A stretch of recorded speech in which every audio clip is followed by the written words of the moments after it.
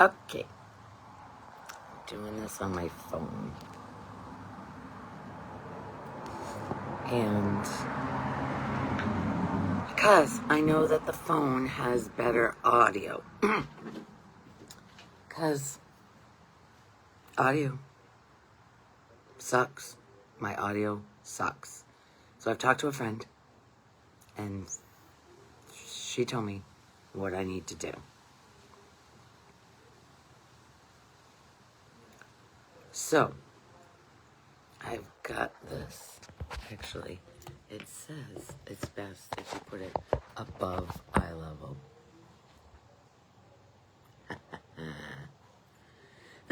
Good morning, Cynthia. Now, I saw that on... That didn't come up.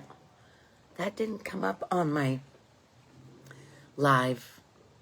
See, that's the thing. I'm not looking... Because my camera is over there. But I'm looking opposite. What the heck? Technology is not my thing. Oh, Cynthia, I can bring you on. Actually, I'm hoping that Alicia comes on because our friend... I became friends with her because Alicia... Good morning.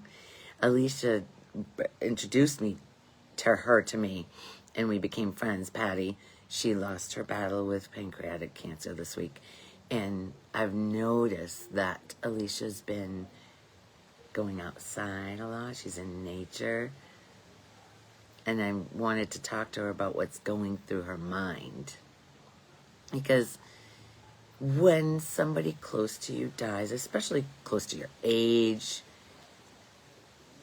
there's a lot of questions that come up because that ego, it can't imagine not existing. The fear of death is the number one fear for the me, the little me. And Cynthia, do you hear more wind than my voice? Because I know the iPhone is a lot more sensitive to sound than my computer. I'm so disappointed in audio. And it's been forever that I've had to deal with audio issues, but I think I got it down. No, okay, good, because it's pretty windy today. Completely clouded over.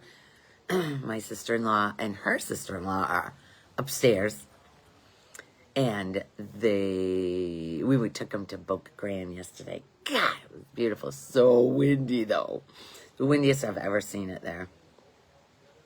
I mean, usually there's a good breeze, but this was ahead of a bunch of storms that we're supposed to get.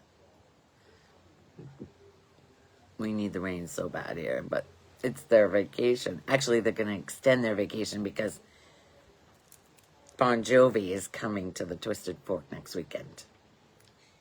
It's a tribute band. And every tribute band that we've been to at the Twisted Fork sounds exactly like the real thing.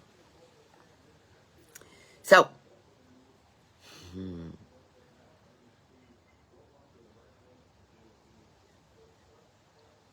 what to talk about today?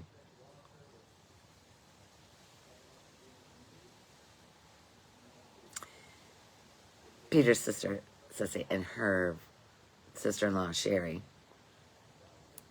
I don't think she's ever spent a lot of time with me. I have no idea what she's thinking. And I saw this morning when I was in the bathroom getting ready, I saw a bunch of thoughts coming through saying, it was a whole rant of what she must be thinking about me. And it was all negative. Catching those thoughts, I had a thought that, wow, being able to catch those thoughts. Back in the day, I didn't realize, I thought those thoughts were me. Good morning, Margie. I thought those repetitious thoughts or thoughts of whatever was who I am. But when you tune into them and realize that you're the one watching them, as soon as it's recognized, like it was saying something about she's never seen the likes of me. And then it went into what she could be thinking. You don't know what somebody else is thinking. And actually, I said that to her yesterday. I said, she was worried about what somebody else thinks. And I said, we're really not worried about what somebody else thinks. We are worried that somebody else is thinking the way we're already thinking about ourselves. Our subconscious beliefs are so mean. They're called attack thoughts in the Course in Miracles. That's what Jesus called them, was attack thoughts. They attack you. They attack the body. It's uncomfortable. And it's never about something that's happening in the moment. It's the thoughts after it comes in and starts judging what just happened, what shouldn't have happened, what blah. So what? There was something yesterday.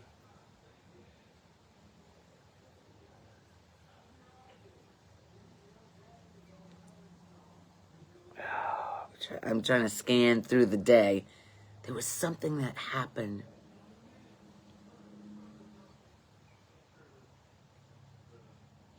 And the thoughts came up, it shouldn't have happened. Really? Really? It could not have been any different than it was, including, that's what I was saying to Sherry, including your reaction. That thought after of, oh, I shouldn't have said that, or I shouldn't have done that. In that moment, from what you were thinking and believing, could it have been any different? It could not have been any different in that moment. Absolutely could not have been.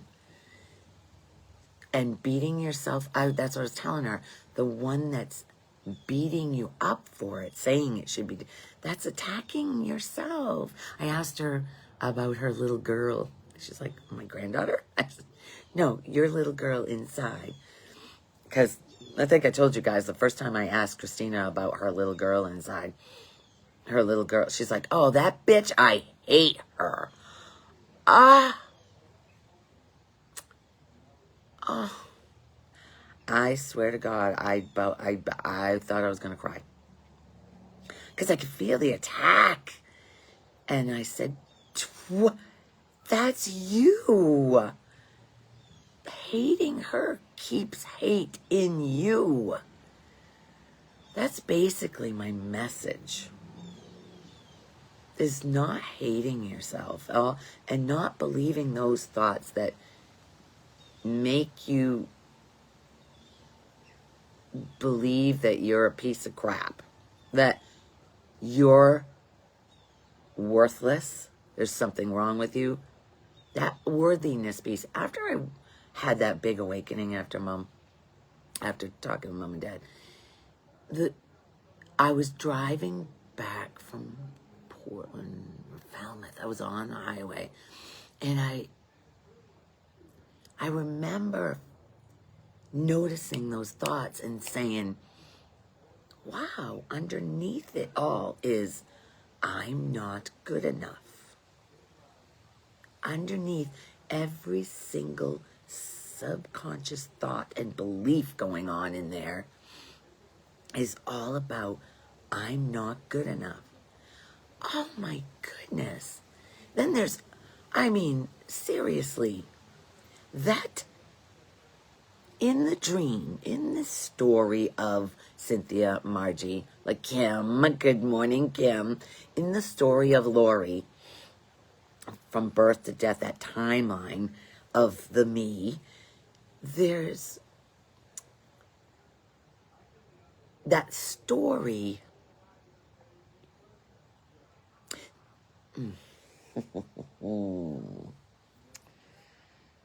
organize the thoughts, girl. That me. Good morning, Alicia. Okay, I don't want to lose this, but I want to talk to you. God,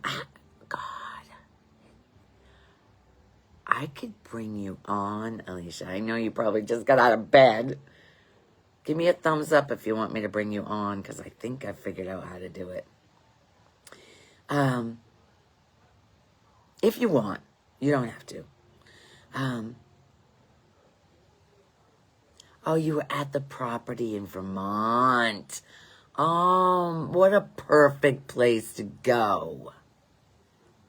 What a perfect place to go, to be around nature and feel the aliveness that you are. Not the stories of from birth to death, of the me, the timeline. That little me takes on the stories of I'm not. The minute it's believed that I'm Lori in this story, it is painful. It hurts. And Lori is precious, just like when she was born. So, in the story, every baby, everybody's excited. Congratulations, congratulations when a baby is born. It's thinking that that's the beginning of a whole story. And in this dream of separation from life, that's definitely the way, unless you've come across this different way of thinking, this philosophy of that feels true, because every near-death experience proves it. Every philosopher says, and you can feel it, or you wouldn't even, like Jonathan says, it's not that we are teaching something, it's that you're resonating with it because it feels right. It feels like you're remembering. But that ego is so strong. That belief in the me is so strong. It's not easy to, well, I say it's not easy. John McIntosh posted, when you say it's not easy, of course it's not going to, when you believe it's not easy, it's not going to be easy. Whatever you believe, whether it's conscious or unconscious, that's how life is going, by what you're believing. And I'm seeing the fears, gripping fears in people that don't have to be. And the biggest fear is death. The little me is scared to death to die. But it's going to happen for every single one of us. But who we are, the essence, the aliveness, doesn't go anywhere. It's all that is. It's everything. When Jonathan crossed over, he saw that it was the grass blowing. It was like grass, like it was underwater. You know how underwater your hair does this flowy thing? He said the grass was like that. He saw that he was that. He was everything. Because it's nothing. It's nothing. It is an essence. It's like vapor. Oh, I've never said that before. It's like a vapor. A vapor that makes this come alive, this character, to experience life. And you can wake up in the dream, so they say. There's been a lot that has let go for Lori. Nope, Patty, Chris, Mom are all here with me. Oh my God, Alicia. Can you feel them? Can you feel them? Because when I think of mom and dad and, oh my God, Aunt Phyllis and the different people, all my hair customers, they are all, when I visualize them, they're here with, I feel them. I feel their presence. The aliveness in me is them. It's everybody and everything.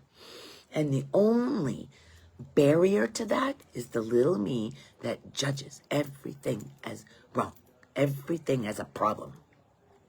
I wanted, I cleaned a condo this weekend. Somebody from the past yes, at times I get signs all the time. Even outward signs, just bring it back to here. The outward signs are pointing back in to feel them. That's it. That's all an outward sign is. When that butterfly, I was telling Sherry that yesterday, that I was at Round Lake, not Patty yet. You know what? Okay. I don't know if I've told you guys this, but I had the sign with Dad, with that cardinal that landed in that in front of me on the ground, and that when I was going to that beach with that woman I had never been to the beach with before. And then Mom with the butterfly at Round Lake coming. First of all, the thoughts were, if I get off this dock, it's not going to be there anymore, because I was watching it flittering. She's probably getting acclimated, right? Could be. Yep. She's dropped that body and mind, so she's feeling pure, she is unconditional love. And she just didn't know it. Anyway, which is that love that we feel when we think of them. We don't think of it when we think of ourselves, because that we think of us as the me, which we aren't. So when you cross over, you don't have, the me is not there anymore, because that's all mind generated, brain process, the loops of thought, just the grooves of thought, doing 60,000 thoughts, same thoughts over and over and over. But once in a while, another thought would come through, a real thought, a wisdom thought. Oh my God, I just tried to talk about 3 different things. I got to bring it back. So when I got off the dock, I finally decided, listen to me. It was directed, this body and mine was directed back off the dock, down the gangway, the pier or whatever, to the beach. And the butterfly was still there. And I just walked across the beach in front of Jeannie's cottage, and I sat, as soon as I stood there, I started videoing, and the thing landed in front of me on the beach, and then continued to walk toward. I have a video of this butterfly walking and staying on my toe. Oh, and I mean, really? That had never happened before then or since then. That was after Mom died. So that was my big sign from her. And I kept saying I didn't have a sign from Aunt Phyllis. Oh yeah, I told you guys this. Aunt Phyllis was the biggest sign, because that was that $7,500 check and the bill for $75 in the same day, in the same little mailbox I have. And I didn't even know it till, 2 years later?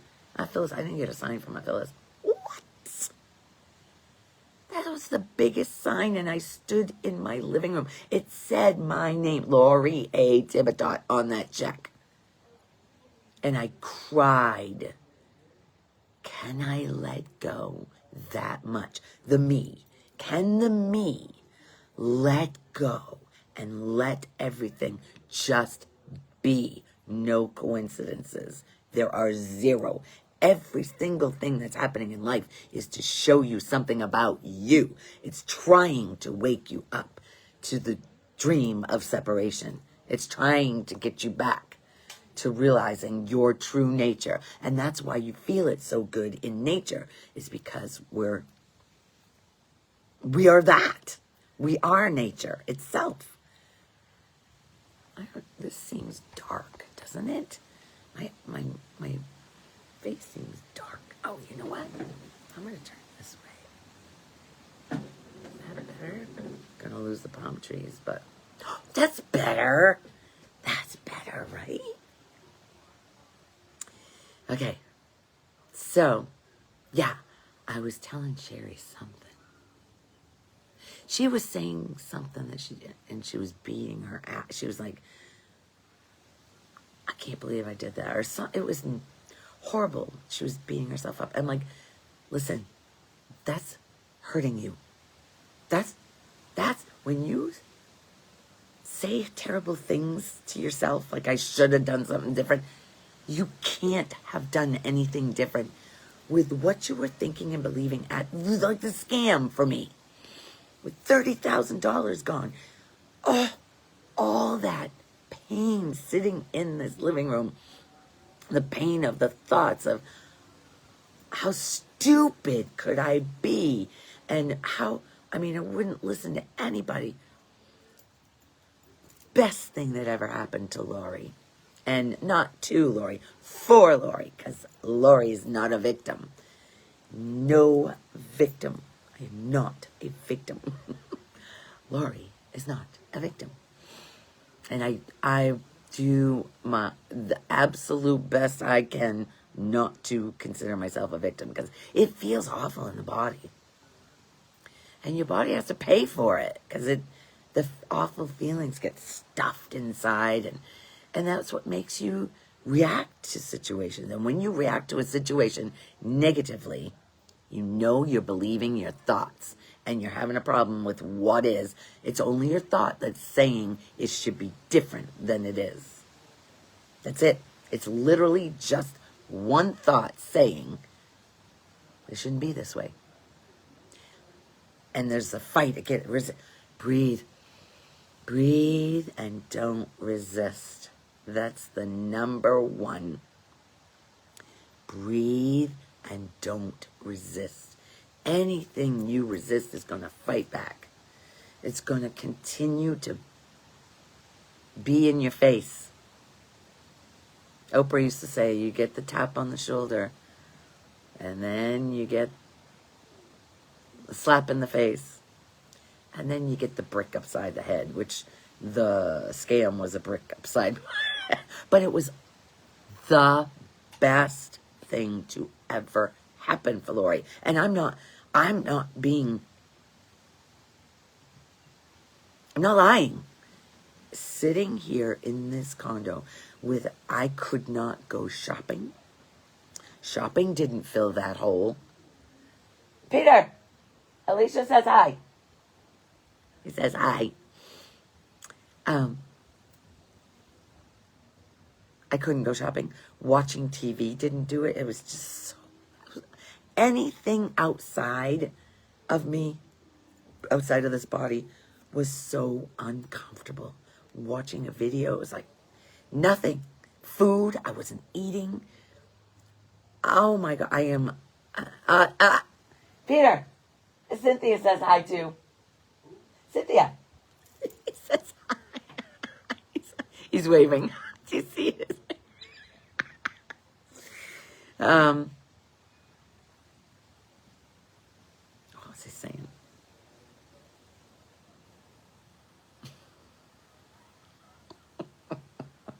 You guys are the best to put up with this. My chat GPT says I could direct you to do some, to do it better or whatever, because I'm asking about audio. And he says I should do an intro to what I'm going to talk about in the very first, to make people want to stay.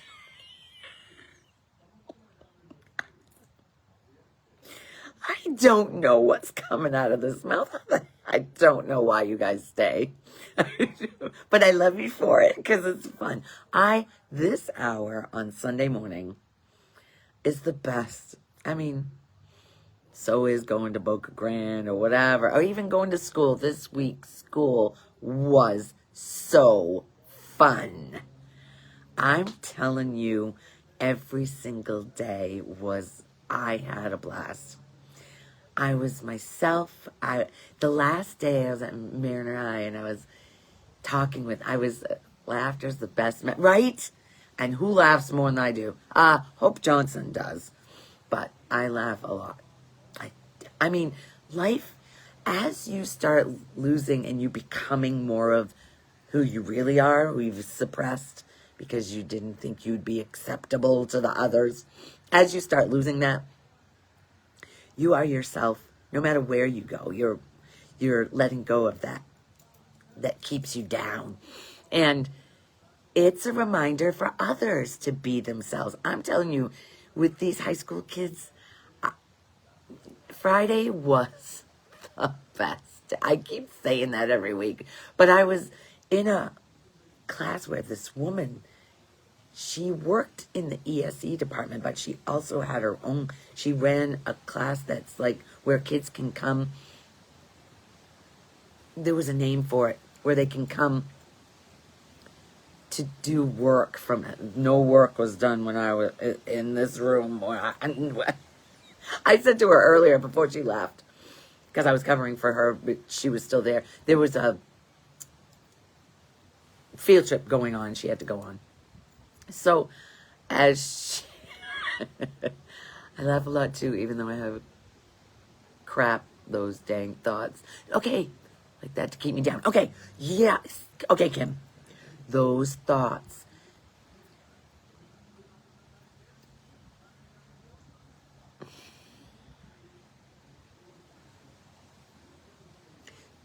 Don't get mad at them.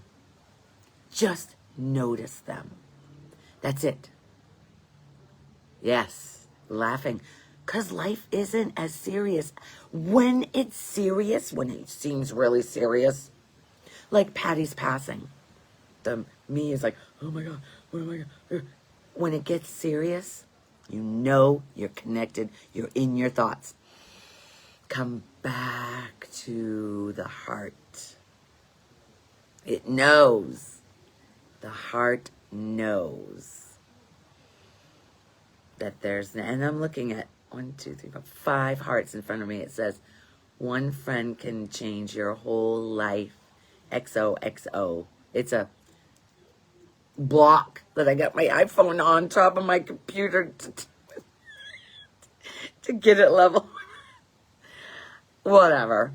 This is the shit. Oh, what was I going to say? What was I saying? Anyway, I was in this school. And this room, there was a boy and 2 girls that I was talking to that somehow it came up. They asked me something. Oh, they were talking about something, and I said, well, I do a Sunday, a live on Sunday, Solta. It's called Sunday Solta. What's it about? I said, non-duality. They looked at me and go, what's that? And then they got on their phones. The guy and the girl, the guy and one of the girls got on their phones, and the guy goes, I don't understand these. These words are too big for me. So I'm trying to explain in the best terms I can about them not being there. We're talking. One of them was a senior. The girl was a senior. And the other 2, the guy and the other girl, were sophomores. They never... I don't think many people have... When they come across me, I talk like this.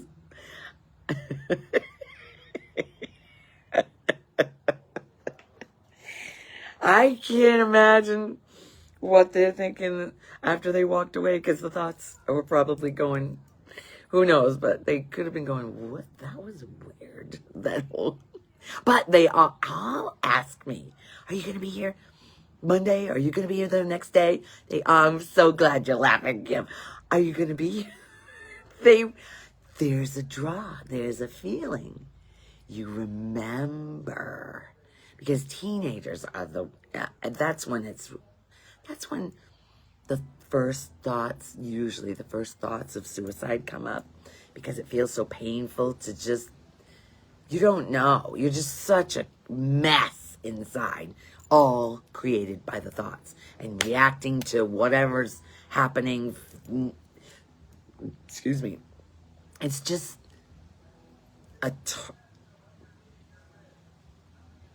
it's a tormenting, the mind is tormenting you. And the uncomfortableness in the body is basically there to get you to see that anything uncomfortable, you know you're in those thoughts. You're hooked, line, and sinker in them.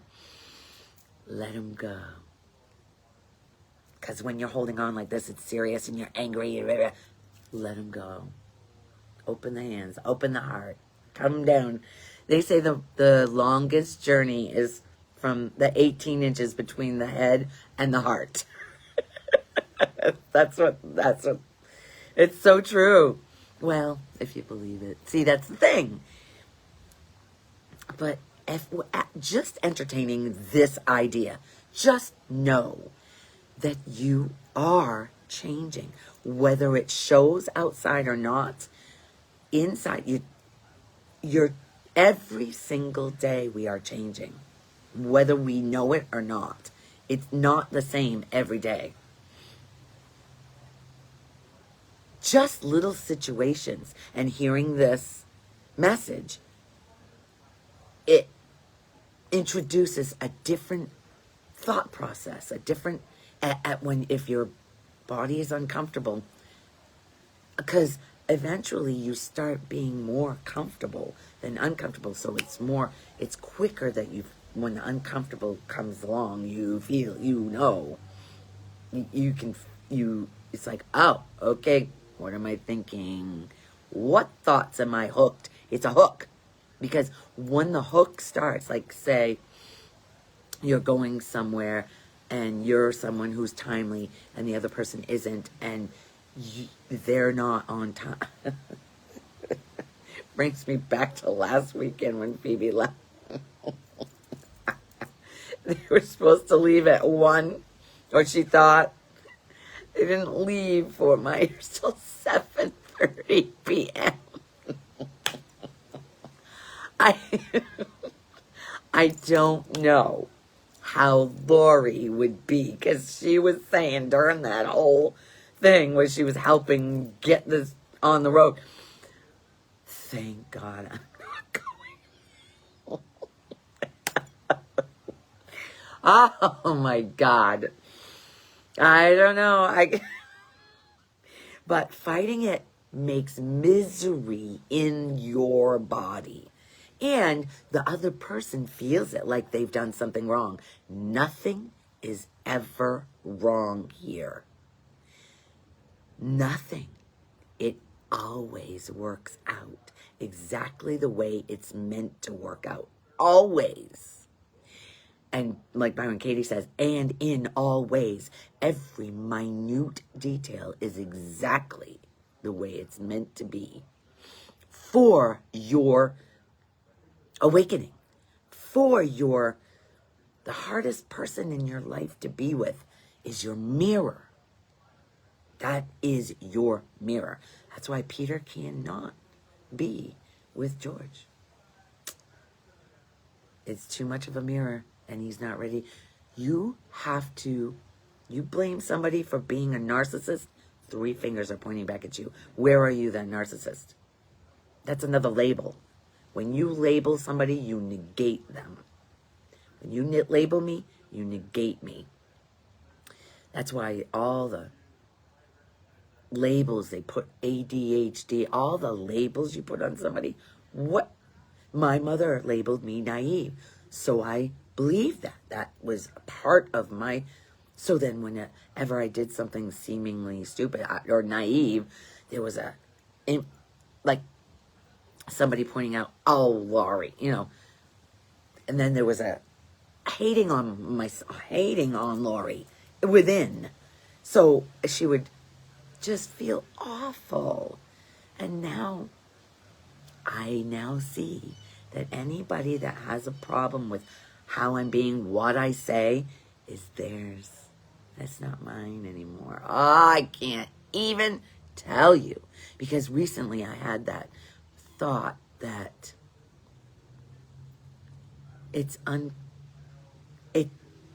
the little me wants to avoid being embarrassed. It has an image, the way it should look, the way it should act, and if it doesn't, there's a beating up inside. It's uncomfortable, it doesn't... But if you just surrender to it, let it be, oh my God. That's freedom. That is so much freedom. Sabotage, you can help with... Wait. Oh, shoot. Can you help with why someone...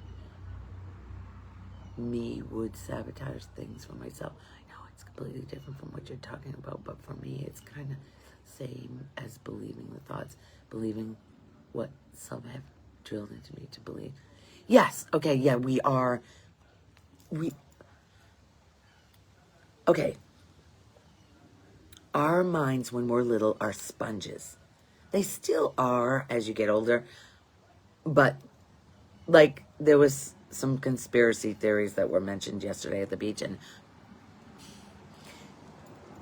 Laurie, this mind does not hold on to stuff that we're supposed to believe. Like, what was it she said? There was something in there. Oh my God. Oh, it was about the weather. You know, the Democrats are... Apparently they were okay last year because no hurricane hit the United States last year, but the Democrats are aiming them at Florida because there are no Democrats in Florida. You have to laugh at the stuff people believe. You can't. Okay. So you believe, Kim, Kim, do you want to come on and we'll have a conversation? I think I can do it. If you say yes, I'm going to give it a try. If not, just ask me a question. Oh, she said LOL. That doesn't mean yes. Do you want to?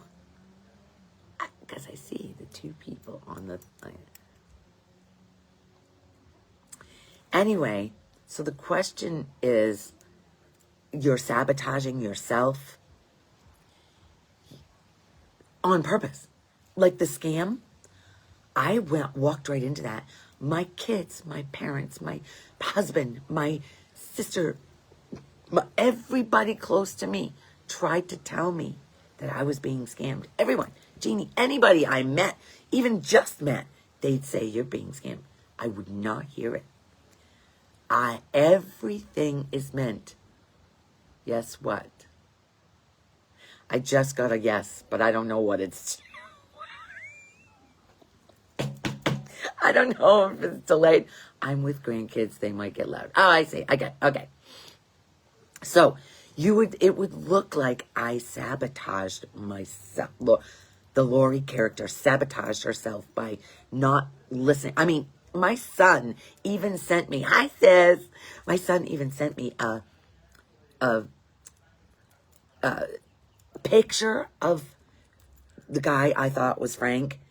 And he even sent me an article of that actual doctor saying that people were using to scam people. I have a chance to take a vacation. I'm ready. I'm already trying. Back out? What's the fear? Okay, in my head, making excuses. What is the fear? There's a fear going on that's wanting you to not go. There's a trepidation, there's something that's not wanting to be faced, or what is it?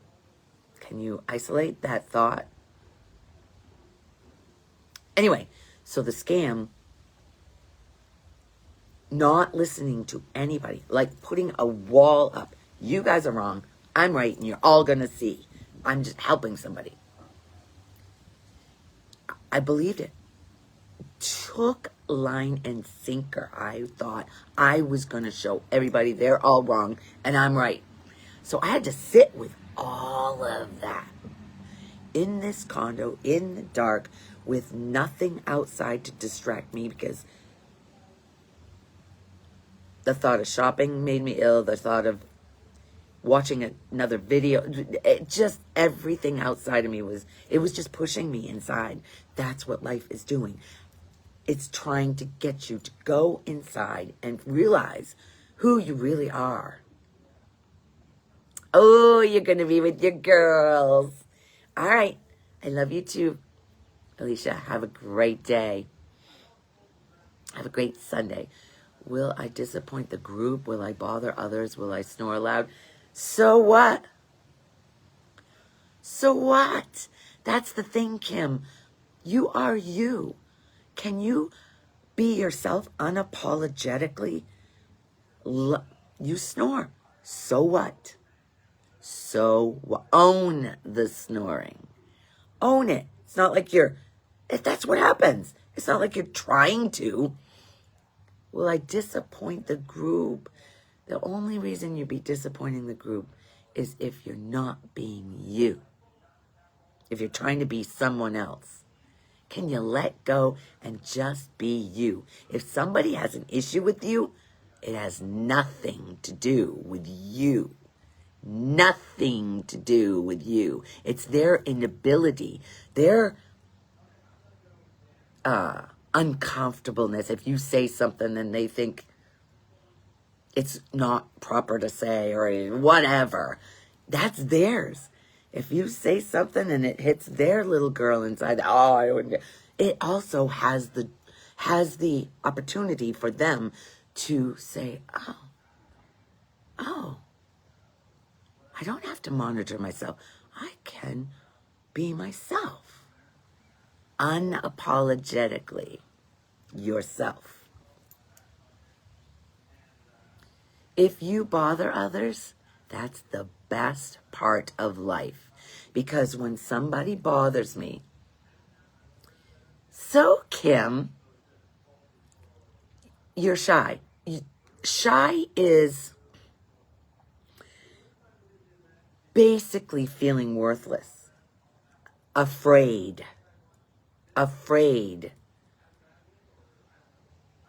I'm last. How does that feel in your body? You've probably forgotten who you really are, because you weren't last when you were little. When you were little, you were just enjoying life. When you tried to squelch yourself into this little, make yourself small for others, that's a miserable way to go through life. Believe me. I did the same thing for so many years. And you have people around you that are holding that up for you. They will criticize you or whatever. My husband is the biggest one. But we're the same to each other, because I criticize him too. We're the same. We're walking each other home. You're so afraid. What are you afraid of? Can you get to what the actual fear is? Every single fear of being yourself. We use stuff outside, money, the way we look, the way we all are, the image that we try to uphold is what's keeping us afraid. And it's what's keeping the false me front and center, and it is miserable. My father's 77, and I've walked away a million times. He's still sending ignorant messages. What if he is your biggest... Okay. My brother-in-law was my biggest teacher. I was so afraid of him. His arrogance, his hard-hitting, that's all covering the sad little boy inside, afraid of loss. Now, the biggest fear of loss is loss of that little self that you believe yourself to be, because you don't know who you are besides that. But I'm here to tell you, as you hear this message and let go, start letting go of the identities that you hold, the little Kim, the 2-year-old little Kim, can come back.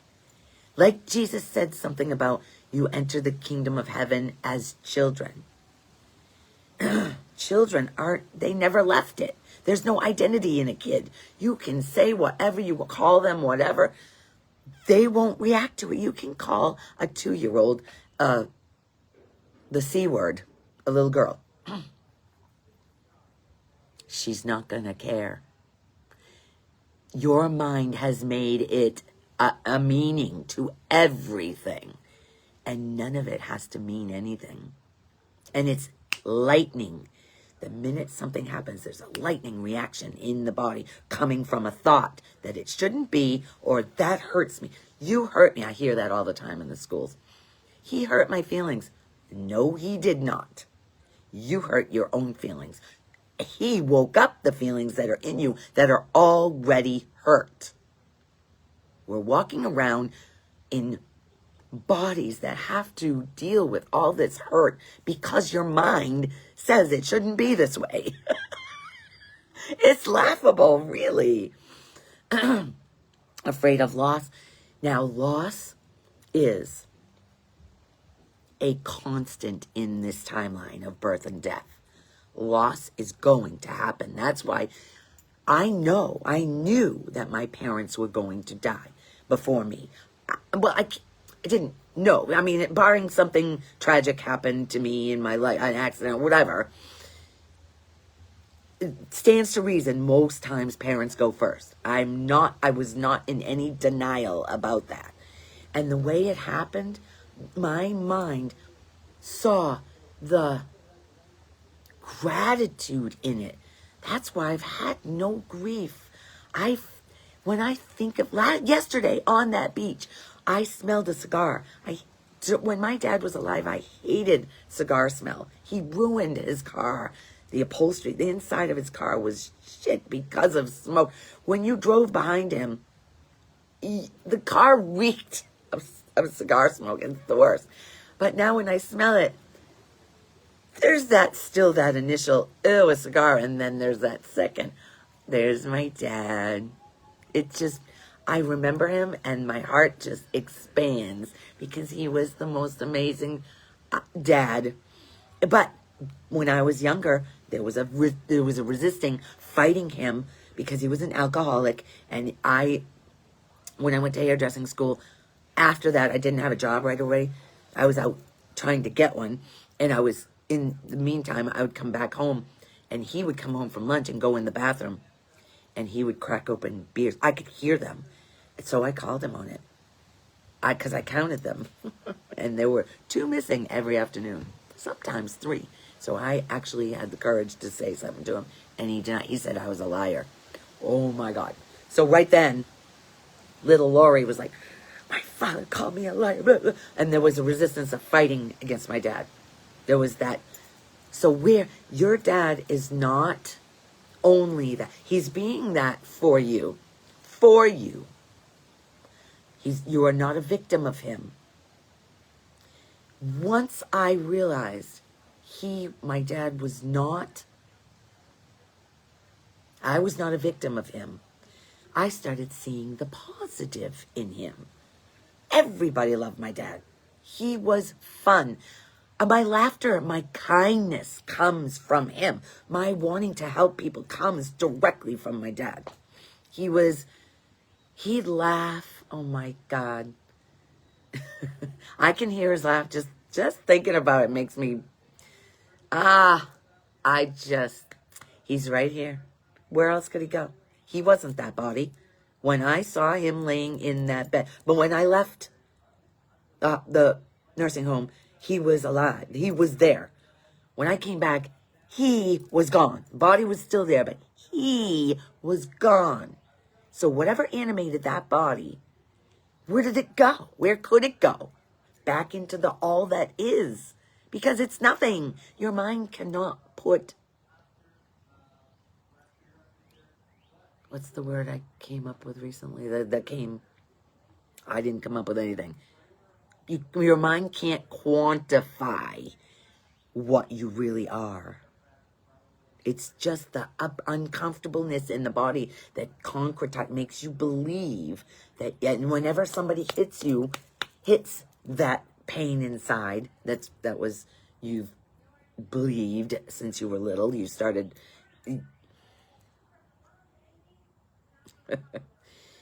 When you were little, nothing bothered you. There were no beliefs. When the beliefs started, your mind is a little sponge grabbing onto, this is a plant, this is a phone, that makes separation. The minute you label something, it is separate from you. Everybody who's died and come back sees there is no separation. There's no human. There is no body and mind. There is nothing. It's dropped. It's back into the ether. It's the nothingness, the aliveness that makes the words come out and the hands do this shit. I'm not doing... Yesterday I was balancing on a walkway. I was balancing on it, and I was noticing my body just doing what it did just to balance it. It was... Lori wasn't doing it. That was nature. That's why we feel so good in nature. It's because that's what we are. We're not separate from it. We are that.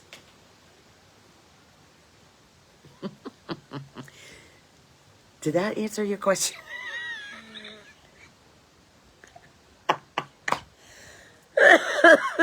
Did that answer your question? I don't know what you got out of that. I don't know what anybody got out of that. It's like a download. It's like I had a huge loss a couple years ago. My best friend, awesome. She went to Florida with me to a convention. Oh, Jesus. I'm on my phone, so the time there was awful. The friendship is broken. I never cried so much that whole trip. I had no backbone to stand up to her while there. When we got home, I begged to talk to her about the trip, and she wouldn't. She said if I didn't let it go, our friendship wasn't real. I'm like, what? Sorry for bouncing around. My dad was on a pedestal, but I learned later he wasn't the one who bought the cards or made the effort. It was my grandmother, his mother. See, you took on that belief. I mean, you don't want anybody on a pedestal either, but you don't want them beneath you. They are the same as you. He's the same. He's believing his thoughts, no different than you. Everybody is believing their thoughts until they hear this message. How else would they know there's a different way? You don't know there's a different way unless you hear this message. But I learned later, he wasn't the one who bought the cards or made the effort. It doesn't matter if it was your grandmother or not. You're not a lot of work. See the sorry. Every time you say sorry, you're kicking your ass. I believe what you're saying. I really do. Nature is my happy place. There you go. And with all that, I'm laughing. Believe me. Yay. So your grandmother was not. It was exactly... Like I say, there is not a grain of sand out of place. Everything is happening exactly the way it's meant to happen. And your proof is because it is. That leaf moving, the wind moving those palms. There is not a minuscule, nothing is out of place. And when you start seeing the past, you'll see how every little thing, once you start looking at it in a different light, instead of, I'm a victim of that person, everything changes. You're not a victim of Dad. Can you hold yourself as not a victim of him? He is you. You're not separate from him. Oh, that's what I was going to say. My brother-in-law is, the labels Lori had for him was arrogant and pig-headed and always having to be right. Always, but I wasn't able to look at that in myself. Once I could look at my arrogance, my pig-headedness, and my having to be right, I saw him as a little boy one day. Can you picture your father as a little boy? I saw my brother-in-law on the couch one day when we were buying this condo. I came down by myself and he was sleeping during the day and he does this little breathe thing in his hair. It's freaking funny as shit. But I saw him as a little boy and everything changed after that. We have the best relationship. I'm not afraid of him anymore. When the scam was happening, I needed $1,500 and he wasn't batting an eyelash. He was going to give me the cash until Angie went, no. So then Lori was like, Angie. She was my gift because I would have owed them.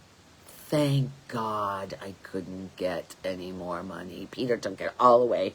I always did the financing when we were young. I so many times came to him when we were young until we moved, until the scam. I took care of all the finances, and one time I tried to give it to him because I was so stressed out because I always believed in lack, never enough. I wasn't enough, so there wasn't enough.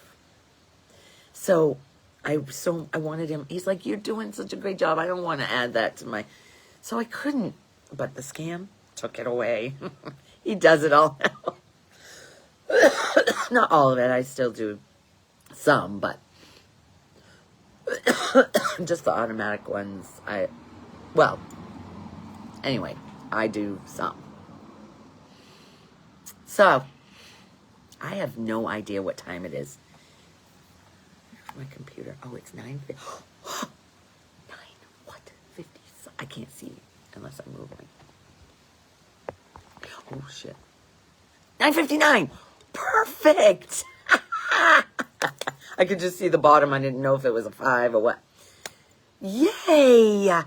This was awesome. Thank you, Kim, for your questions. You're getting better with it. Yay. Yay.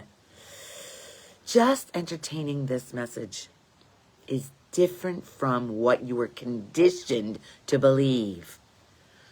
And you can let it go. When you start feeling uptight or something shouldn't be the way it is, including yourself, take a breath. Come back. Come back to that heart. Come back to the love that you already are. You just forgot. This message is about remembering the love that you are. All right. I love you all because you are me. I never said welcome to Sunday Soul Talks, I don't think, in the beginning. Anyway, you're welcome, Kim. Listen, I'm dead serious when I say if you're having an issue, reach out to me. You can tell I love doing this. And if I can help anybody, that is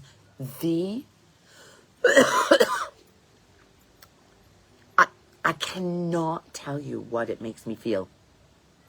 Sending love and light to all. Appreciate you all. Sending heart hugs. Cynthia, you're the best. Okay, next Sunday.